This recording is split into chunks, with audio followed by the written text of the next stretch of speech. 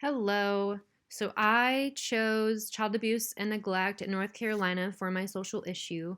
I really wanted to focus on North Carolina because I was born and raised here and I kind of plan on staying here. I literally Googled social issues in North Carolina, and child abuse and neglect were highly ranked. And it's also a subject I'm very passionate about, so I went with this. An overview of the social issue. Child abuse and neglect starts with child labor, and children were used in mills and other factories and shops and farms because they were cheaper to pay and they could squeeze into tiny spaces to do certain things that adults could not do.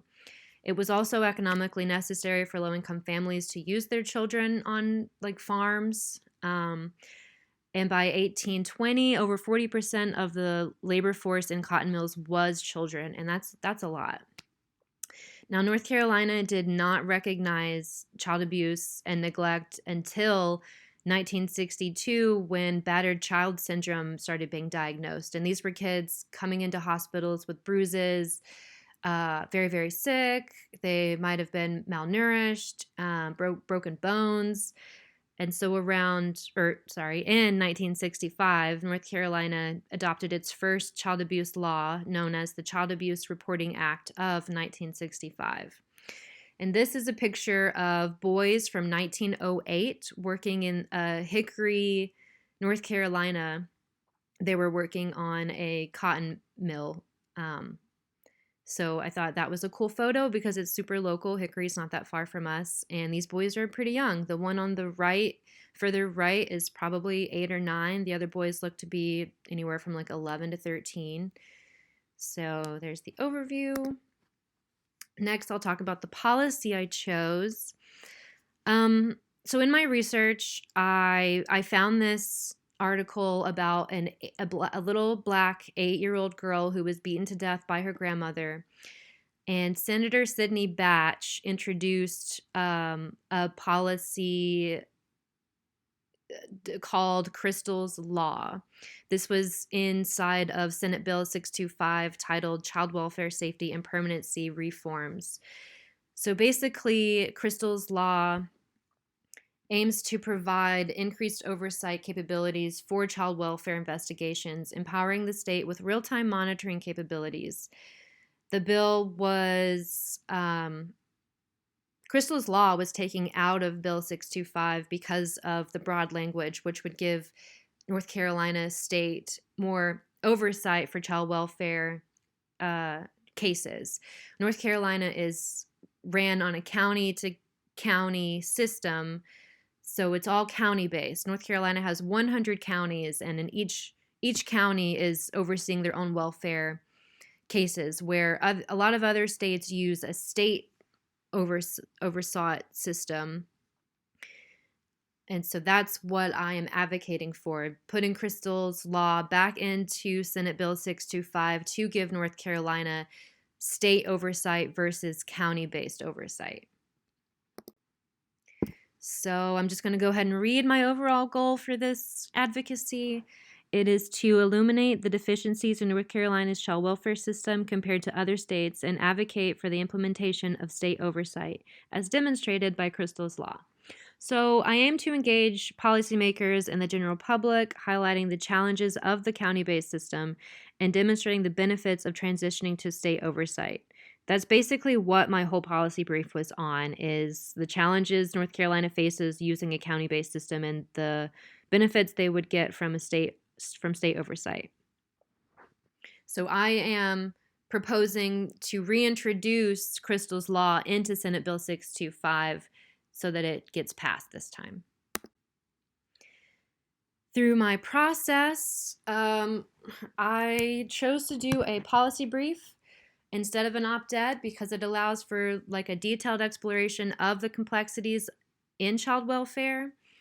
I also chose it because you can present well-researched information and evidence-based recommendations.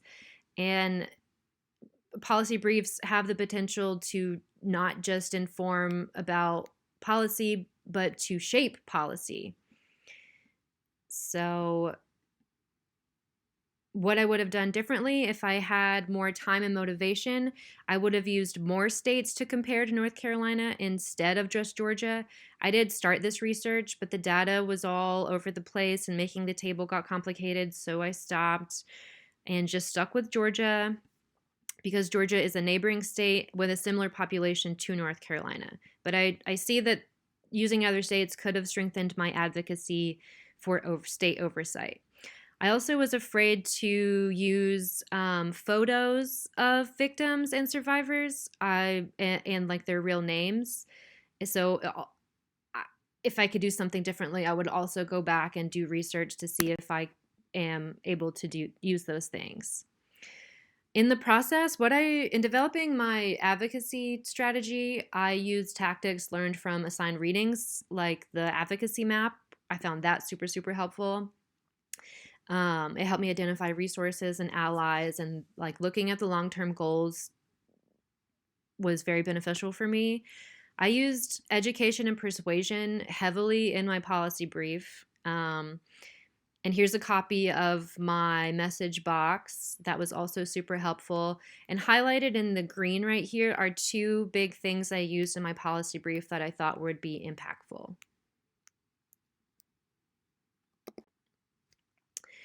I recognized that my strategy could have been more effective with a neutral tone. After I finished making my policy brief, I'm not sure that it had a neutral tone. Maybe if you read it, you think it might. I personally don't think it did, and they are supposed to have a neutral tone, so that is one thing I would have changed. I also acknowledge that my decision to omit real names and photos from the cases highlighted in the policy brief may have limited the emotional impact of the advocacy efforts. What I maybe should have done is highlighted Crystal's story. That probably would have been more impactful.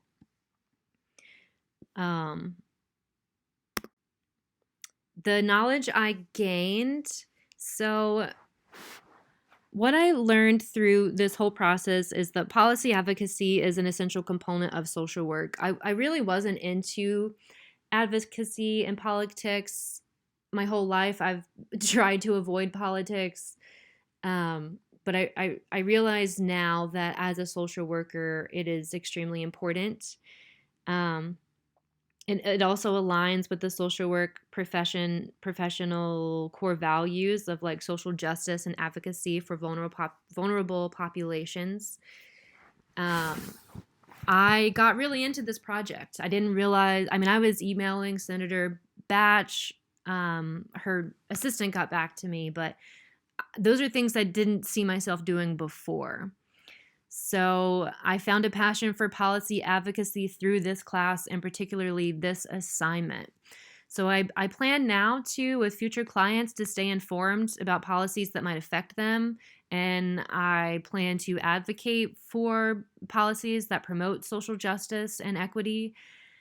I totally see now that it is crucial for social workers to actively participate in advocacy efforts because that is where change really occurs.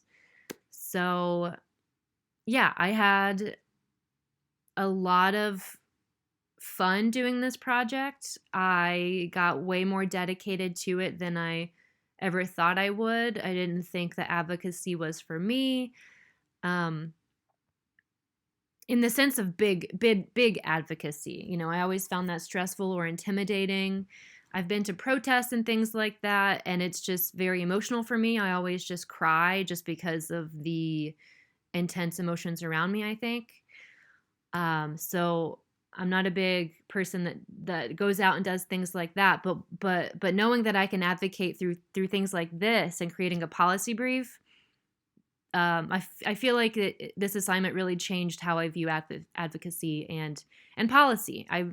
Policy, I completely see how important it is, and I just feel like I learned a whole lot in this class and through this assignment. And I'm going to talk for another 15 seconds because I have a timer going, and I just really loved this class, and I hope that you liked this, and I hope you liked my policy brief. Thank you.